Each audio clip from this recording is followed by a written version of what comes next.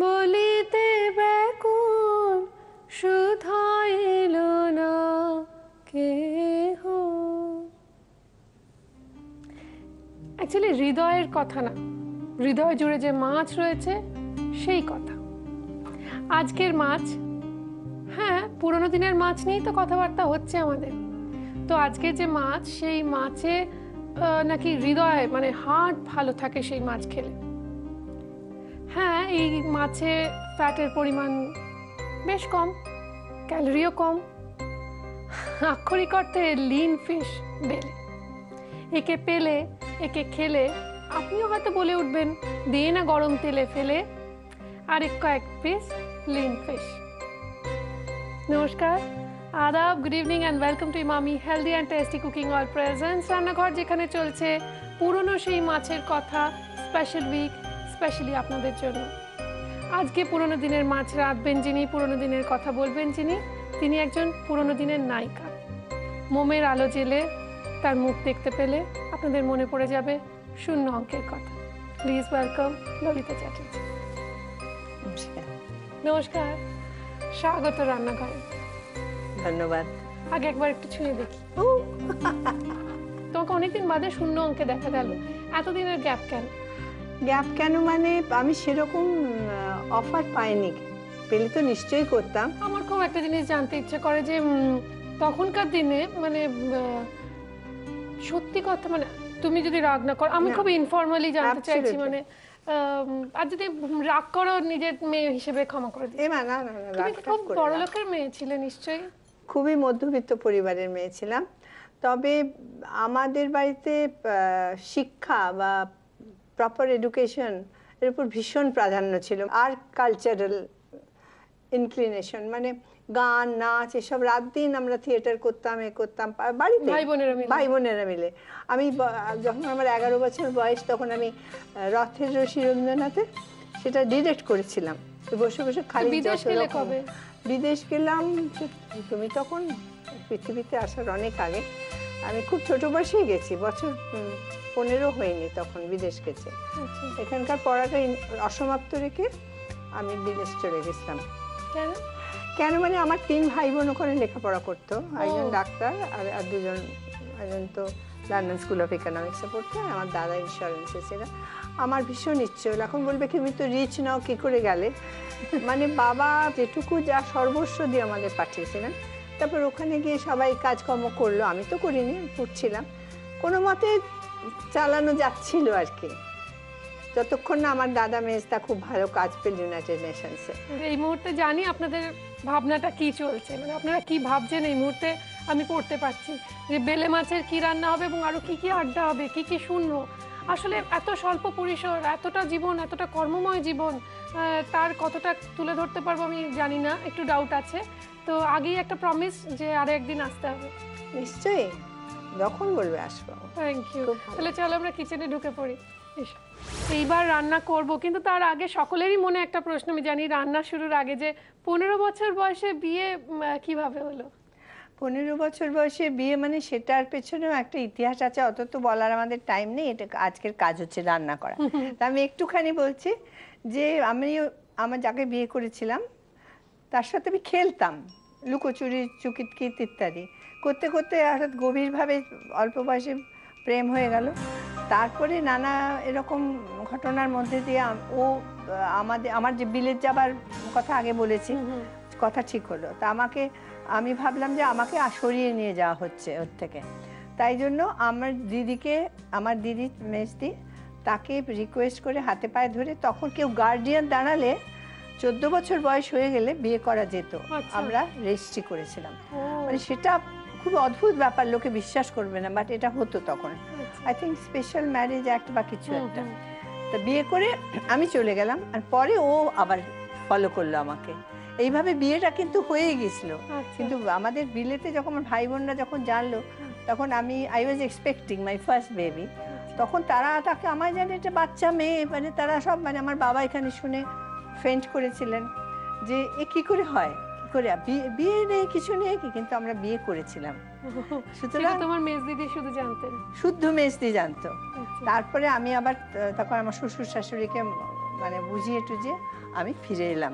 আবার প্রকৃত অনুষ্ঠানের মধ্যে দিয়ে আমাকে ওরা ঘরে নিল আর কি। অ্যাকসেপ্ট করলে, যাক ভাল লাগছে শুনে। মানে বললাম না, বর্ণময় জীবন এবং বহু ঘটনা আছে এই জীবনে, অনেকখানি জানতে ইচ্ছে করছে, কিন্তু এই মুহূর্তে জানতে ইচ্ছে করছে রান্না কি হচ্ছে, বেলে মাছের কি হবে। আমরা করছি আজকে বেলে মাছের বাটি চচ্চড়ি। বেলে মাছের বাটি চচ্চড়ি বানানোর জন্য অনেকগুলো বাটিতে দেখতে পাচ্ছি সমস্ত উপকরণ সাজানো রয়েছে। যেমন রয়েছে আলু টুকরো করে কাটা, পেঁয়াজ কুচি রয়েছে, টমেটো স্লাইস করে রাখা, নুন, কাঁচা লঙ্কা চিড়ে রাখা রয়েছে, রয়েছে পাঁচ ফোড়ন, রয়েছে শুকনো লঙ্কার গুঁড়ো, হলুদ গুঁড়ো, আর টুকরো করে রাখা বেলে মাছ। প্রথমে যেটা নিশ্চয়ই নুন হলুদ মাখাবে মাছে। প্রথমে মাছটাতে নুন হলুদ মাখাতে হবে। তুমি মাখো, আমি এদিকটা চলে, তুমি একটু এদিকটা সরাবে, তেলটা গরম বসাই। তোমার সর্ষের তেল লাগছে তো? আমার সর্ষের তেল লাগবে কিছুটা। তুমি গরম বসিয়ে দিতে। আমি শুনেছি তুমি বেশ ভালো রান্না করতে, এবং মহানায়ক উত্তম কুমার তোমার হাতে রান্না খেতে নাকি ভালোবাসতে। মোটামুটি। আচ্ছা দিদি, একটুখানি সর্ষের তেল ওর মধ্যে দিয়ে দিচ্ছি। আমরা ব্যবহার করছি Emami healthy and tasty kacchi ঘানি মাস্টার্ড অয়েল। তুমি যাবার সময় তোমাকে 1 লিটার দিয়ে দেবো, তুমি দেখো কিরকম ভালো এই তেল, এর বর্ণ গন্ধ ঝাঁঝে বাঙালির চোখে জল এসে যায়। এই তেল মাখিয়ে দিলে অনেকটা কম ফাটে এবং ভালো থাকে, মাছটা ভাজা খুব ভালো হয়। তেল দাও ওটাতে, দিয়েছি আমি গরম বসিয়েছি। এবার মাছটাকে ভেজে দেবো, খুব বেশি না কিন্তু সাঁতলে ভাজতে হবে।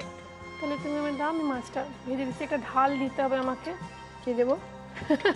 ঢাল আমি নিয়ে নিচ্ছি।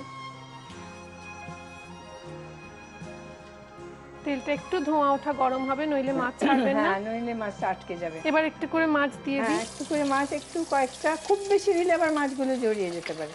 আচ্ছা, এগুলো ভাজবো, ভাজতে তো একটু সময় লাগবেই, সেইটুকু সময় ওকে দিতেই হবে। অনেক ছেলেবেলায় তুমি মাকে হারিয়েছো, তাহলে কার হাতে রান্না খেয়ে বড় হয়েছো? রান্নার লোক ছিল, তারপরে আমার বৌদি রাঁধতেন, আমার দিদি রাঁধতো। আমি তো 14 বছর বয়সে বাড়িই ছেড়ে দিয়েছি, তারপরে বিদেশ থেকে তো শ্বশুর বাড়ি স্ট্রেট। সুতরাং আমার শৈশবের স্মৃতি ওই রান্না কারাতে খেয়েছি মনে থাকার নয়, থাকা আছে আমার ভাই বোন, বাবা মা, মা না সরি, বাবার কাছে কত ভালোবাসা পেয়েছি। তারপরে তো শ্বশুর বাড়িতে। আর একটু ভাজা ভাজা হবে, মাছগুলো ভেজে তুলে নিচ্ছি। আলোর ঝর্ণা ঝরো, প্রদীপের মতো হৃদয় আমার, গন্ধ সুধায় ভরো ভরো, আলোর ঝর্ণা ঝরো। মনে পড়ছে তো, একজন অসম্ভব সুন্দরী মহিলা পিয়ানো বাজিয়ে গান গাইছেন, তিনি আজকে আমাদের গেস্ট ললিতা চ্যাটার্জি। তাকে নিয়ে ফেরত এসেছি আপনাদের জন্য নিয়ে। আপনারা দেখছেন বাংলা টেলিভিশনের নাম্বার 1 এবং লংগেস্ট রানিং কুকারি শো, যার নাম Emami healthy and tasty cooking oil presents রান্নাঘর। যে রান্নাঘরকে সুন্দর সুন্দর কিচেন অ্যাপ্লায়েন্সেস দিয়েছে, মডিউলার কিচেন সেট আপ দিয়েছে কুচিনা। আমাদের আন্তরিক ধন্যবাদ কুচিনাকে। আমরা ধন্যবাদ জানাই আমাদের সমস্ত স্পন্সার্সদের, অ্যাসোসিয়েট স্পন্সার্স, গিফট স্পন্সার্স এবং specially title sponsor Emami healthy and tasty cooking অয়েলকে। আমার এই সুন্দর শাড়িটা যদি কারোর পছন্দ হয় এবং পেতে ইচ্ছে করে, তাহলে আজকের টেলিকাস্ট ডেটের কথা মাথায় রেখে তাদের চলে যেতে হবে রেনিতে, কেননা আমার ওয়ার্ড্রোব কার্সি রেনিকে ধন্যবাদ, আপনাদের ধন্যবাদ এবং স্পেশাল ধন্যবাদ আজকে আমাদের স্পেশাল গেস্টকে, যিনি কিনা এসছেন অনেক দিনের অনুরোধে অনেক দিন পর। থ্যাংক ইউ দিদি, থ্যাংক ইউ সো মাচ। সত্যিই মনটা ভরে গেল। এবং গ্যাসটা অন করা হলো, আর তেলটা আবার একটু গরম হবে, ওই তেলেই বাকি রান্নাটা হবে। আর আমি একটু জল গরম দিদি বলেছিলেন, সেই দিদির কথা অনুযায়ী জল বসিয়ে দিতে হবে, তো সাবধান ছিটকে না যায়। আগে আলুটা ভাজতে হবে না? না, আগে জল দিয়ে রাখতে হবে। ও বাটি চচ্চড়ি তো, আচ্ছা। তাহলে তেলটা গরম হলেই তার মধ্যে ফোড়নটা দিয়ে জল দেবো না পুরোটাই জল দিয়ে বসে? জল দাও খালি। আচ্ছা, দেখো সাবধানে, জলটা দেখো গরম করেই রেখেছিলাম। অল্প করে জল দাও। হ্যাঁ, মনে হয় ঠিক হবে এটা, যাতে মাছগুলো ডুববে। এবং এরপরে ঠিক আছে, আস্তে আস্তে কি দেবে দেখি। আমি দেবো। হ্যাঁ, পেঁয়াজ কুচি দিলাম, এটা আন্দাজ মতো করতে হবে। বাটি চচ্চড়ি মানেই তো আমি ভুলে গিয়েছিলাম একসঙ্গে সবকিছু বসিয়ে দেওয়া মেখে। পেঁয়াজ কুচি দিলাম পরিমাণ মতো, তারপরে তার সঙ্গে টমেটো কাটা দিলাম পরিমাণ মতো। খুব বেশি মনে দিলে একটু আবার জল টক লাগবে হয়ে কারণ যাবে। আলুটা সেদ্ধ হবে তো, আর একটু জল লাগবে। দাও একটু জল। তারপরে আলু দিয়ে দিলাম। আলুটা সবটা দেবো কিনা বুঝতে পারছি না। না, এইটাই ঠিক আছে। হ্যাঁ? আর লাগবে না, আর লাগবে না। হ্যাঁ, বেশি হয়ে যাবে। তারপরে অর্ধেকটা লঙ্কা দিলাম। যতটা লঙ্কা, কাঁচা লঙ্কা কাটা আছে তার অর্ধেকটা দিলাম। মানে 3টে। আচ্ছা, তারপরে পরিমাণ মতো নুন দিলাম। দিদি আর একটু মনে হয় লাগবে, আর একটু আর একটু অল্প। লাগবে। ব্যাস। হ্যাঁ, দিলাম। তারপরে শুকনো 1 লঙ্কার চামচ লঙ্কা গুঁড়ো দিলাম।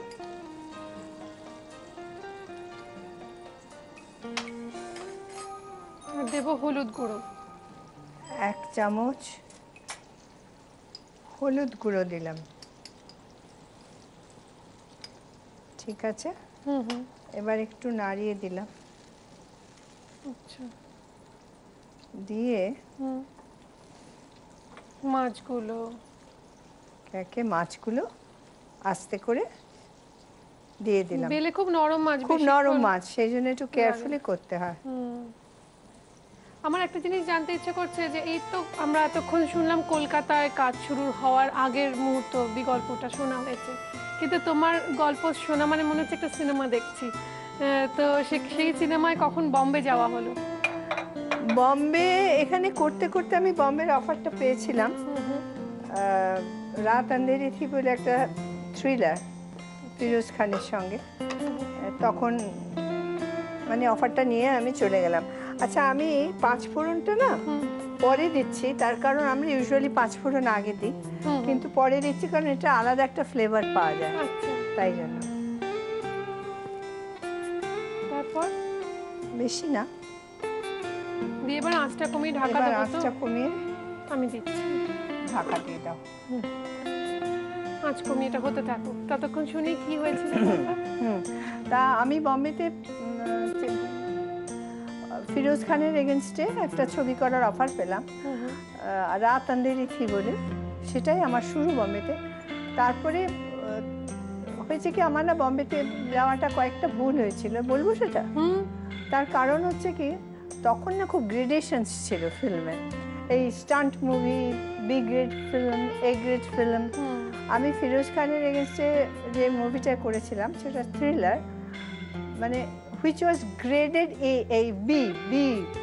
এখন সেই জন্য যদিও আমি মানে ওই শক্তি সামান, বিআর চোপড়া, এখান থেকে রাজেশ খান্না, বিনোদ খান্না উঠেছে, ওই তোমার ইউনাইটেড আর্টিস্ট, সেখানে আমার কথা প্রায় ঠিক, কিন্তু মিটিং ওদের হলো, তাতে বললো যে এতে করেছে, বি গ্রেড মুভিতে করেছে, হবে না একে নেওয়া।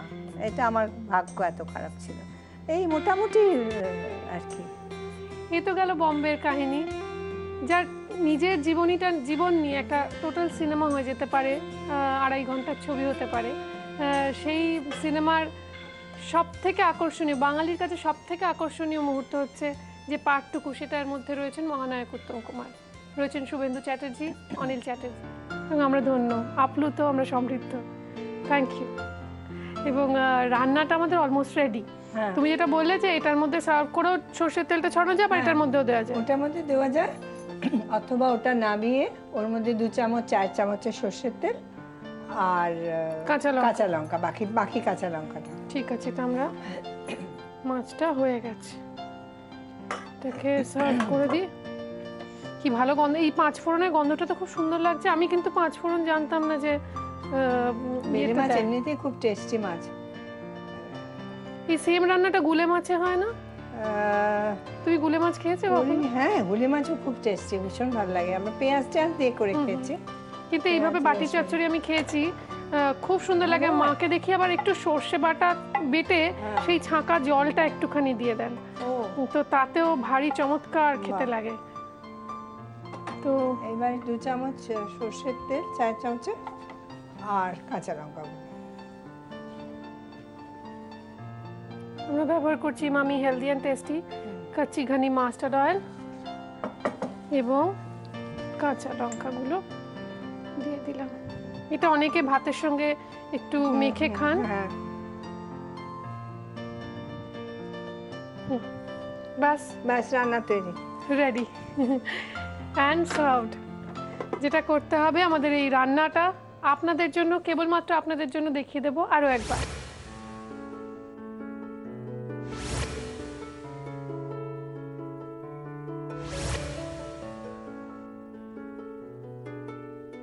বেলে মাছের বাটি চচ্চড়ি বানানোর জন্য প্রথমে ফ্রাইং প্যানে মামি হেলদি অ্যান্ড টেস্টি কাচ্চি ঘানি মাস্টার্ড অয়েল গরম করে তার মধ্যে নুন হলুদ দিয়ে মাখিয়ে রাখা বেলে মাছের টুকরোগুলো ভেজে তুলে আলাদা করে রাখতে হবে।